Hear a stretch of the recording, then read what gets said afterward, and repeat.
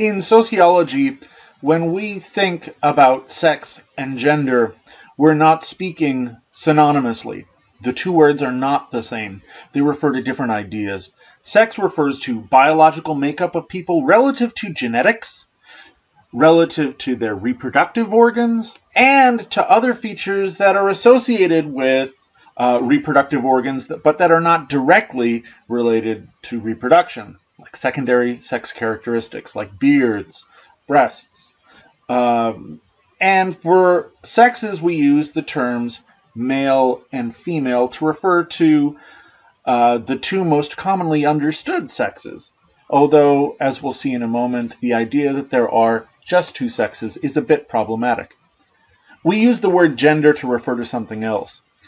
For individuals who are recognized as belonging to a particular sex, there are behaviors that are expected. And those are given the adjectives masculine and feminine. And we may think that manhood then is a set of behavioral expectations for those identified as male, and womanhood as a set of expectations for those who are identified as female. Again, to think that there are only two genders in the world is also a bit of an exaggeration, a bit of an oversimplification, but it's a good place to start. Judith Lorber had a great quotation that she offered, a great image. She said, talking about gender is so difficult because we don't recognize it. We don't recognize it the way that a fish would recognize water.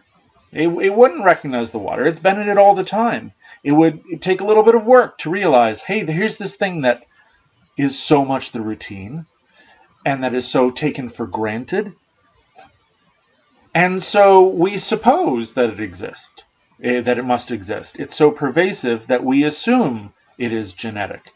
But the distinction between sex and gender can be noted in three circumstances. First, when biological sex doesn't align with gender. Second, when individuals fail to behave according to their expected gender behavior, and they fail to follow the signals.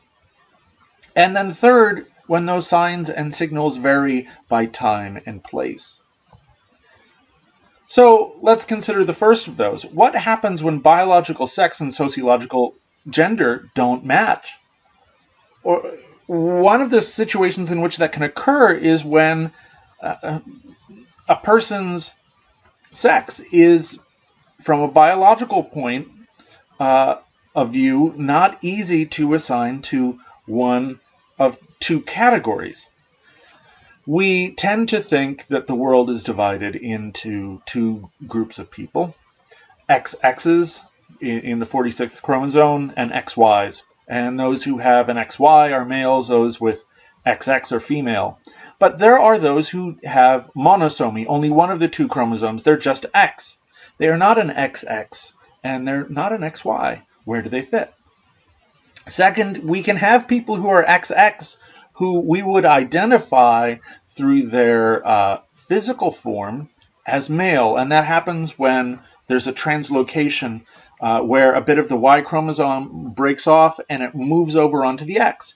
The same thing can happen, so you have an XY female. A portion of the X chromosome translocates, moves over to the Y chromosome. So are these people males? Are these people females? You tell me, because I sure don't know. I also don't know if we simply say that people who are XX are female and people who are XY are male. What do we do with people with trisomies or tetrasomies or pentasomies, 3 or 4 or 5 sex chromosomes? Are these individuals male? Are these individuals female? From a genetic point of view, there's no clear way to decide.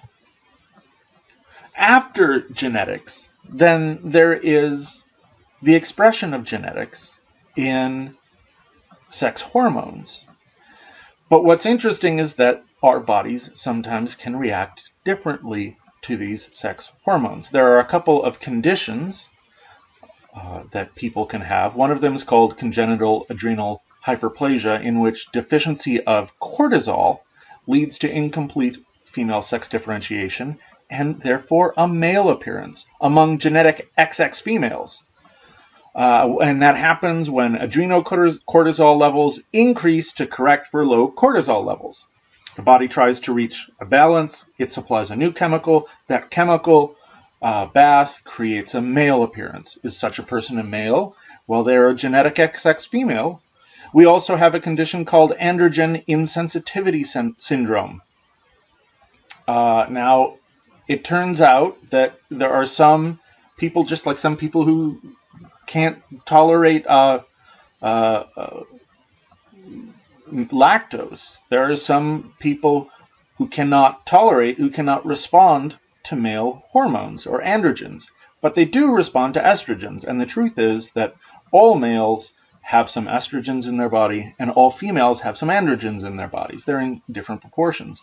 But what happens when a body can't respond to, cannot tolerate, cannot work with these male hormones, these androgens? Well, the only ones that they respond to are estrogens, and therefore genetic XY males develop external female genitalia and breasts. So are these individuals males? Are these individuals females? Do you believe body shape? Do you believe genetics? So there's one place where sex itself breaks down, and the difference between sex and gender can be thought of as the difference between a biological state and how we treat such people and what we expect of such people. If someone looks like a woman, do we expect them to behave in a feminine manner? If someone looks like a male, do we expect them to behave in a masculine manner? So a second place where we can see the difference between sex and gender is when people fail to behave according to their expected gender signs and signals, these expectations for behavior, their gender roles. So there are a number of categories of individuals: transvestites, people who dress in the clothing of another person's sex; transsexual, people who are in a position where they feel as if they really are trapped in the wrong sexual body, which is different than transgender, which is somebody who feels as if they are occupying the wrong gender role. Then there is someone who is homosexual, who has sexual attraction to members of the same sex. Then there are behaviors that have nothing to do with sexuality, but have a whole lot to do with another range of behaviors: tomboys. These are girls who express enjoyment in participating in what are traditionally considered masculine activities. They want to fix machines. They want to play sports. They want to climb up trees. They enjoy getting bruised. They want to play rugby. We have a word for such girls: tomboys. You notice the word boy in there is used. We have a word that we've used for the last decade for boys who cry, who express emotion, don't withhold it. Such kids are called emo. They used to be called sissies. These are words, all of them that have somewhat of a pejorative meaning. What does that indicate? Well, that indicates a disapproval in society for people who are violating these lines, who are stepping over the lines. And people who do that can achieve some sort of social acceptance in some groups, right? But overall in society can have a very hard time, can receive a great deal of negative judgment. One way for those negative outcomes to be avoided is to find a subgroup, a subculture of individuals who are accepting of that gender violation, within which expectations are different. These gender expectations that we have As we've seen in the discussion of boys who are emo, girls who are tomboys, they aren't just about sexuality, but they extend in a number of ways to sexual behavior. One of the ways we think about expected sexual behavior for people of particular genders is the idea of who in particular they're attracted to. And when we think about that, we tend to think exclusively about the idea of males being attracted to males, females being attracted to females, or those who are perceived to be male, those who are perceived to be female. So the concentration, the obsession is all about heterosexuality versus homosexuality. But one of the things Gail Rubin, a gender scholar, did in 1984 was to say, there's a whole lot of other gender expectations for how sexual behavior occurs for people who are men and who are women. One of them is heterosexual versus homosexual. But if you follow around this circle, you'll notice that inside the circle, in the inner circle, are a bunch of accepted behaviors, socially expected behaviors, that we engage in sexual behavior with bodies only, with no pain or vanilla versus S&M, without pornography, that we do it at home, within the same generation, in a relationship, in a couple, that we don't pay for it, that it's monogamous, and that it has to do with procreation. And there's a set of outer limits, an outer circle, which are possibilities that are not included in that set of expectations. And so when we think about sexual orientation, according to Gail Rubin, there's not just one dimension. There are many. There are 6, 8, 10, 12. As many dimensions as you can think of variables along which there's one value in a variable, a sociological variable, that indicates what's accepted, and another value that indicates what is rejected. Do we have cross-generational sex? Do we have sex with objects, or as opposed to just bodies? The idea of acceptance or rejection of sexual behavior in particular categories extends to the whole idea of what the opposite of sexual behavior in marriage is. And then what's the opposite of that? It's being in sin, which is an idea of explicit rejection. One of the ideas about limits in society is that they're often defined by humor. And so I encourage you to take a look at a Google image search for popular images of funny pictures associated with sports. Let's just take a look at one, funny football pictures. When we search for that, and then we call these up, what do we see that's funny? Right? What makes this funny? There's been a line that's crossed. There are two men who are engaged in a gendered activity of sporting competition, supposed to be very masculine, and yet they're dancing.